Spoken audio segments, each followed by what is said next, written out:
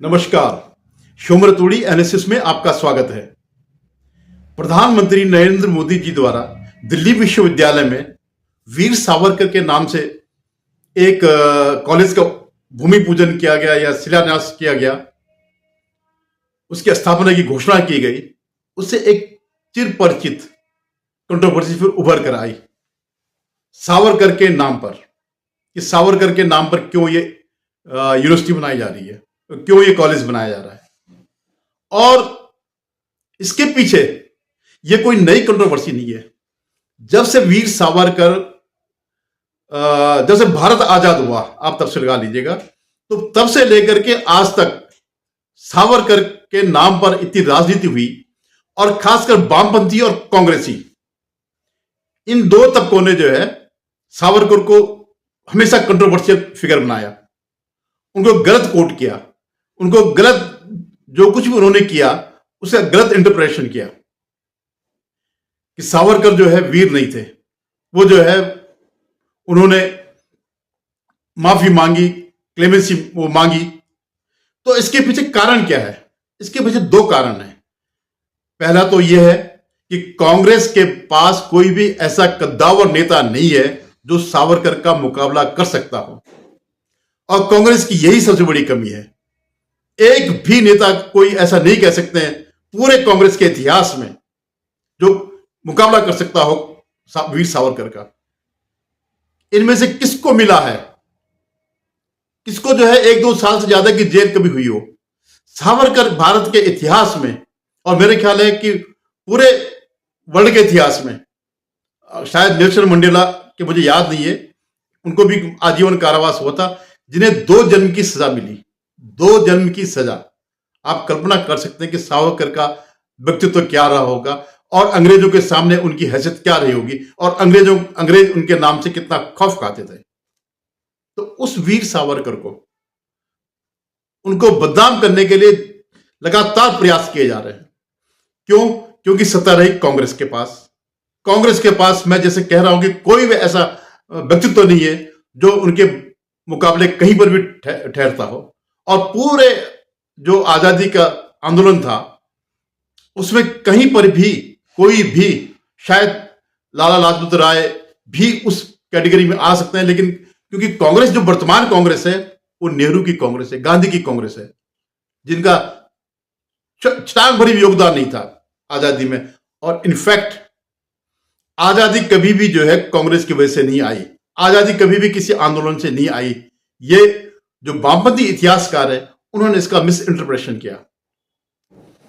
कांग्रेस की स्थापना क्यों हुई थी?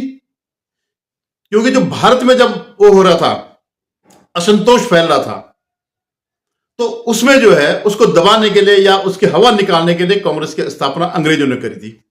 एओ ह्यूम उसके पहले इसके संस्थापक थे, और खैर बाद में व्योमेश बनर्जी और ये सब करके लोग इसमें आए। मतलब ज्यादातर वही लोग थे जो अंग्रेजों के पक्षधर थे, अंग्रेज उसके वो थे। तो पूरे, क्योंकि आप ये सोचिए 1885 में कांग्रेस की स्थापना हुई, और 1942 में कांग्रेस ने कहा अंग्रेजों भारत छोड़ो। 57 साल लगे इनको ये बोलने में कि अंग्रेजों भारत छोड़ो। और वो क्यों लगे, और वो इनको क्यों कहना पड़ा? क्योंकि उसमें परिस्थितियां ऐसी हो गई थी, सेकेंड वर्ल्ड वॉर खत्म हो गया था और अंग्रेजों का जाना ही तय हो गया था। सिर्फ वही नहीं, जब सेकेंड वर्ल्ड वॉर खत्म हुआ तो एक पूरा अंतरराष्ट्रीय परिदृश्य में जो है पूरी राजनीति चेंज हो गई थी। उसका जो ऑर्डर होता है वो सब चेंज हो गया था। और अमेरिका के नेतृत्व में ज्यादातर लोगों ने यह फैसला लिया कि जितने भी ये जो कॉलोनाइजेशन है इसको खत्म किया जाए, जितनी भी कॉलोनियां हैं, जितने भी राष्ट्र उसके अंदर है, उनको जो है स्वतंत्र कर दिया जाए। तो असलियत ये थी, सिर्फ यही नहीं थी, ये तो एक कारण था ही था जिसको कि कांग्रेस श्रेय लेती है कि साहब हमने 42 में जो है भारत छोड़ो आंदोलन किया। अरे 5 साल बाद तो वैसे ही, तब भी तुम्हें 5 साल लगे, सेकेंड वर्ल्ड वॉर खत्म होने के बाद तब भी 5 साल जो है ये करने में लगे। स्थिति क्या थी कि नेवी का विद्रोह मुंबई में जो है ये हुआ था, और आईएनए का, और ऐसे कई जो पुलिस बल थे, सेना थी, उसके अंदर असंतोष पैदा हो गया था ब्रिटिशर्स के खिलाफ। बल्कि ये तो पंचायत करने गए थे गांधी नेहरू, जब नेवी का विद्रोह हुआ था कि नहीं नहीं नहीं ऐसा मत करो, वैसा मत करो, ये सब वो करो। तो एक्चुअली जो भारत की आजादी मिली उसमें इतने साल नहीं लगते, 57 साल, 57 और 5, फिर आगे 5 साल और 62 साल नहीं लगते अगर इनका आंदोलन हो माना जाता। सारे उस समय जो है जितनी भी कॉलोनियां थी सब स्वतंत्र हो गई, चाहे वो ब्रिटिश के अंदर में हो, पुर्तगाल के अंदर में हो, स्पेन के अंदर में हो, फ्रांस के अंडर में हो, हॉलैंड के अंडर में हो, सबके सब वो हुई है। और वहां इतना लंबा आंदोलन नहीं चला। अगर वीर सावरकर की अगर किसी से तुलना की जा सकती है तो सिर्फ क्रांतिकारियों से, शहीद आजम भगत सिंह से, राजगुरु सुखदेव, चंद्रशेखर आजाद से, या वो लाखों लोग जिन्होंने बलिदान दिए। ये कहते हैं ना कि साहब ये इन्होंने माफी क्यों मांगी, ये माफी नहीं थी, ये क्लीमेंसी, ये एक प्रोसीजर था न्याय पाने का। जैसे आज हमारे यहां सुप्रीम कोर्ट है या अंतिम राष्ट्रपति के पास दया याचना जाती है, वो इसलिए नहीं गए थे। और क्योंकि कांग्रेस को तो अनुभव ही नहीं है, कुछ देर तक गिरफ्तार किया फिर छोड़ दिया, या गिरफ्तार किया 2 साल के लिए तो उनको जो है वहां बकरियां दी जा रही पालने के लिए, एक उस सचिवालय दिया जा रहा है जो उसकी कहानी लिखे, उनकी बेटी को पत्र लिखे और विश्व इतिहास लिखे और ये लिखे वो लिखे। अगर नेहरू को अगर आजीवन ये वाला कारावास होता अंडमान में, 4 दिन अगर नेहरू रहते काला पानी में, सेलुलर जेल में, तो 5वें दिन वो कहते गॉड सेव द किंग, और उसका नारा लगाते हुए प्रभात फेरी निकालते उसी परिसर के अंदर। काफी बड़ा परिसर है वो। तो इन्होंने तो मौज थी, लेकिन इन्होंने वामपंथी इतिहासकार के जरिए, और आपको जानते ही हैं कि जो वो भी थे शिक्षा मंत्री भी सब इन्हीं के थे, एक एजेंडा था। और वामपंथी को क्या चाहिए हिंदुस्तान में, मैं वर्ल्ड की बात नहीं कर, हिंदुस्तान में जितने वामपंथी है सब एंटी हिंदू है, और जो है ये और देश में कहीं नहीं है। तो वो हर, और प्रो इस्लामिक है, वो हर प्रयास करते हैं कि हिंदुओं को जो है वो किया जाए। क्या था, हिंदू महासभा के थे, तो क्या हो गया, हिंदू महासभा के थे, क्यों नहीं होना था, ये देश किसका है, हिंदुओं का देश है ये। आप कैसे कह सकते हिंदू महासभा के थे तो कोई गलत काम था? भाई आखिर हम लड़ाई किसके लिए लड़े थे? ठीक है, ये बीच में कई कारणों से, चाहे वो जबरन हो या दुवन्नी की वजह से मुसलमान बन गए, लेकिन अल्टीमेटली है तो ये हिंदुओं का देश ही है, और उन्होंने वैसे भी अलग देश मांग लिया था। तो अगर हिंदू महासभा के थे, आरएसएस के थे, तो क्यों नहीं होंगे भाई, वो राष्ट्र उनका है, क्यों नहीं सोचेंगे अपने उसके बारे में? तो इसलिए जो है, जो ये वो है, आप ये मत सोचिए कि क्लीमेंसी जो है, या जो उन्होंने अपील करी सम्राट से या रानी जो भी तब रहा होगा, तो वह एक वो था, प्रोसीजर था न्याय पाने का। और क्यों अपनी जिंदगी वहां सलाते? अगर उनको छूटने का मौका मिलता तो क्यों नहीं वो जागृति पैदा करते? 11 साल तब भी वो रहे वहां पे, और उन्होंने सिर्फ अपने लिए नहीं मांगा, उन्होंने सबके लिए मांगा। और ये कहते हैं कांग्रेसी और वामपंथी के साथ और भी लोग थे वहां पे काला पानी में, तो उनको याद क्यों नहीं किया जाता? तो बताओ ना भाई, 55-60 साल तो तुम रहे, बताओ किसी एक का नाम बता दो तुम, जिसको तुमने सम्मानित किया हो, जिसको तुमने उसका स्थान दिया हो, कोई एक बता दो। और मैं बताता हूं आपको, बाबा पृथ्वी सिंह आजाद थे, कम्युनिस्ट थे वो, मतलब बाद में कम्युनिस्ट बन गए थे, तब तो आंदोलनकारी थे। उनको भी वहां काला पानी की सजा हुई थी। वो वहां से जहाज से कूद करके भागे, उनकी कंधे की या उसकी हड्डी टूटी हुई थी। क्योंकि मैं उनको मिला हूं 1989 के चुनाव में, वो कम्युनिस्टों का प्रचार करने आए थे, तो मेरे घर में 1 हफ्ता रहे हो। तो कौन, किसी ये पप्पू से पूछ के दिखा दो कौन है बाबा पृथ्वी सिंह आजाद, या कांग्रेस बता दे कि हमने बाबा पृथ्वी सिंह आजाद के नाम पर हमने ये किया वो किया।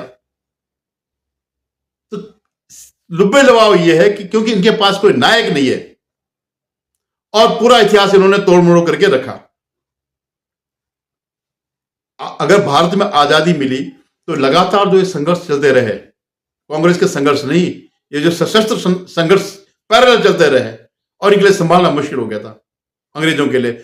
और सुभाष चंद्र बोस ने जब वो बनाई, आजाद हिंद फौज बनाई, और वो हमारे ईस्टर्न साउथ ईस्ट में से उन्होंने प्रवेश कर दिया था, तो कांग्रेस, तो अंग्रेजों की जड़ें हिल गई थी। उनको लग गया था, पूरा वातावरण बदल गया। और सच्ची बात तो यह है कि सेकेंड वर्ल्ड वॉर के बाद अंग्रेजों के पास खाने को नहीं था, दाने नहीं थे, बुरी हालत हो गई थी उनकी। अमेरिका से उन्होंने वो कर्ज लिया, वो कहते हैं ना, वो एक वो है कि गर्दन पर जो है चक्की वो बांध रखी थी, ये हालत हो रखी थी, उठ नहीं पा रहे थे। तो जब जिस उसमें विद्रोह हो गया हो, जहां उनके पास क्या था, जब आए होंगे तो 1500 ही आए होंगे। जब ये लोग पहली बार इन्होंने भारत को कब्जा करना शुरू किया, पहले तो व्यापारी, एज ए व्यापारी आए, लेकिन जब इन्होंने कब्जा करना शुरू किया तो 200-400, 1500 आए होंगे। लेकिन उन्होंने मदद ली, जब यहाँ के लोगों की मदद ली, यहाँ की फौज भरी, तब ये शक्तिशाली बने। और इस कदर शक्तिशाली बने कि 33 लाख सैनिक भारत के जो है सेकेंड वर्ल्ड वॉर में लड़े। 33.5 लाख सैनिक, जो इनकी पावर जो दिखती है वो इस वजह से दिखती है। तो जब वही जो इनका बेस है, जब वही खिसक गया था, तो उनके पास मजबूरी थी। एक तो उनके पास पैसा नहीं था, अपने कोई खाने के लाले पड़े हुए थे, दूसरा यहाँ की परिस्थितियां हॉस्टाइल हो गई थी। इसलिए नहीं कि इन्होंने कहते भारत छोड़ो और वो चले गए। अगर ऐसा होता तो 1920 में गांधी जब आए थे तो तभी कहते भारत छोड़ो अंग्रेजों, और 25 में भारत आजाद हो जाता। नहीं, ये पूरा एक उसमें परिस्थितियां थी, अंतर्राष्ट्रीय भी और आंतरिक परिस्थितियां भी, जो भारत आजाद हुआ। श्रेय भले इन्होंने ले लिया हो, कहीं आपने देखा कितनी ऐश करते थे उसमें जेलों में। तो एक इनका और मुकाबला किससे कर रहे हैं कि साहब इसकी जगह MMS मनमोहन सिंह के नाम पर स्कूल बना दो, वो कॉलेज बना दो या यूनिवर्सिटी बना दो। क्या है भाई, मनमोहन सिंह के हैसियत क्या है? घोटाले बना दो ना, एक स्कैम यूनिवर्सिटी बना दो और उसका चांसलर केजरीवाल को बना दो, बहुत बढ़िया रहेगा। तो ये जो है इस तरह जानबूझ करके ये सब किया गया है हिंदुओं को बदनाम करने के लिए। और वो साहब गोडसे ने मारा और गोडसे का इनसे लिंक था, वो तो बिल्कुल वो हो गए थे। जब कोर्ट का जब फैसला आया, कहीं नाम आया, कहीं नहीं आया। और इस बात का क्या संबंध है कि वो गोडसे से मिलते थे, गोडसे किसी से भी मिलते थे, सारे के सारे वो हो गए। अरे भाई, गांधी की हत्या क्या थी? एक नॉर्मल हत्या थी, जैसे किसी की हत्या होती है वैसे हत्या थी। और वो भी गोडसे ने अपने नहीं किया। जब उसने दिल्ली में देखा कि गांधी क्या कर रहा है, तो उसके अंदर उबाल आ गया। अकेला गोडसे नहीं था, कई ऐसे लोग होंगे जिन्होंने ये सब, जिनके अंदर एक आक्रोश था कि हमारे लोग जो वहां पाकिस्तान से आ रहे, रात सर्दियों में मर रहे हैं। लेकिन गांधी ने कहा कि नहीं, इनको जो है, जो मुसलमान जो खाली करके जगह गए हैं, इनको वहां न बैठने दिया जाए। अरे ठीक है, जब आ जाते तुम करने देते, लेकिन जब तक खाली था, इतनी मानवीयता तो होनी चाहिए थी ना। तो कुल ये है कि मतलब ये भी एक अपमान है कि आप सावरकर का मुकाबला मनमोहन सिंह से कर रहे हैं, जो मनमोहन सिंह जिसके पूरे कार्यकाल में सिर्फ घोटाले हुए और उसको श्रेय जो है भारत की इकोनॉमी में दिया जा रहा है। वो जब वित्त मंत्री थे तब प्रधानमंत्री जो है नरसिम्हा राव थे, उनके वित्त मंत्री थे। जो उन्होंने कहा वो उन्होंने किया, और जो IMF ने कहा वो राव ने कहा। तो इस तरह से जो है ये एक सुनियोजित है, क्योंकि कांग्रेस के पास कोई वो नहीं है, कोई चेहरा नहीं है जो इनका मुकाबला कर सके। धन्यवाद। आपसे निवेदन, आप मेरे इस चैनल को देखें और सब्सक्राइब करिएगा, और मेरी इस बात पर कमेंट आप जरूर करिएगा। आप भी क्या राय है इसको जरूर बताइएगा। धन्यवाद।